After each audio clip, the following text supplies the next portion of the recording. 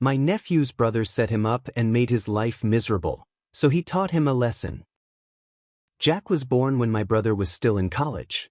He didn't want a child at that time, and he and his girlfriend struggled for a while managing their studies while raising a child. Thankfully, our parents were supportive and helped him. I also helped in any way I could. Eventually, he finished his studies, landed a job at 27, and married his girlfriend. Then their second child, James, was born. Both of them spoiled James a lot. Whenever our parents or I said anything, they claimed James was their planned child, and since they were in a good position, James deserved it. At the same time, they neglected Jack. They gave James expensive gifts, toys, clothes, snacks, everything.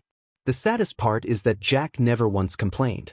I watched that kid be happy just because his brother was happy opening his gifts. James, on the other hand, was spoiled rotten. He constantly compared his things to Jack's, and if Jack ever got something good from someone, he wanted it too. This problem kept growing. The negligence towards Jack worsened, and James started taking advantage of it. He began getting Jack grounded for things he did, and their parents always believed James, no matter what. Over the years, I saw the sparkle in Jack's eyes fade. Now, the incident happened this Christmas. To be clear, I love both of my nephews.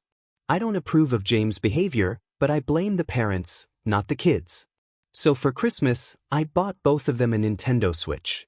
Jack had wanted one for years and almost cried when he got it. He hugged me and thanked me, but James hated it, saying, "I wanted a PS5, not this," and threw it away. I didn't care because I did my part. Whatever he did with his gift was none of my concern. I was not going to enable this kid like his parents did. A few days after Christmas, Jack came knocking on my door. The kid was crying and shaking. I let him in, calmed him down, and asked him what happened. To keep it short, after I gave them both a Nintendo Switch, Jack was too happy with it. He played The Legend of Zelda whenever he had time and had so much fun. That didn't sit well with James. To ruin Jack's fun, James broke his console and cried to their mom, claiming that Jack had broken it. Their mom believed him, snatched Jack's console, gave it to James, and grounded Jack. Jack just lost it this time. Years of unfair treatment finally got to him. He grabbed James by the neck and started choking him.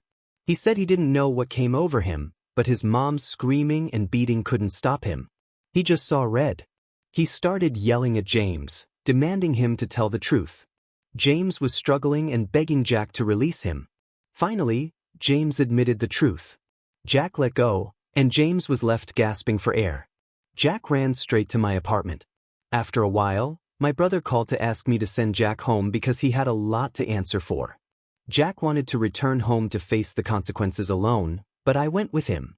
When we arrived, I saw James visibly terrified of Jack. He had never faced consequences for his actions before, and it looked like Jack's anger had truly scared him. My brother started screaming at Jack, but I stopped him. In front of everyone, I asked James why he did what he did. He didn't say anything at first, but when I pushed, he finally admitted that Jack was having too much fun, which irritated him. That kid was so spoiled that someone else's happiness bothered him. His mom started to defend him, saying, "He's just a kid," and blah blah. I stopped her and sent Jack outside to sit in my car. Then I let my brother have it. I told him everything. How he had failed as a father, neglected Jack, and spoiled James to the point of making him a terrible person. My brother just listened. He didn't say a word. His wife tried to repeat something, but he shut her up this time. It looked like reality had finally hit him. He finally realized his younger son was becoming a terrible person. I told him that I could take Jack in if they hated him so much, then I left and took Jack back to my apartment. Now Jack is here with me. His mother has been blowing up my phone, saying I was cruel to James and shouldn't meddle in their family affairs. She accused me of favoritism toward Jack. I didn't reply to her. I haven't heard anything from my brother yet. Maybe he's still processing his mistakes. For now, Jack is with me playing games and studying. He's such a great kid, and if his parents don't want him back, I plan to support him until he graduates and gets on his feet.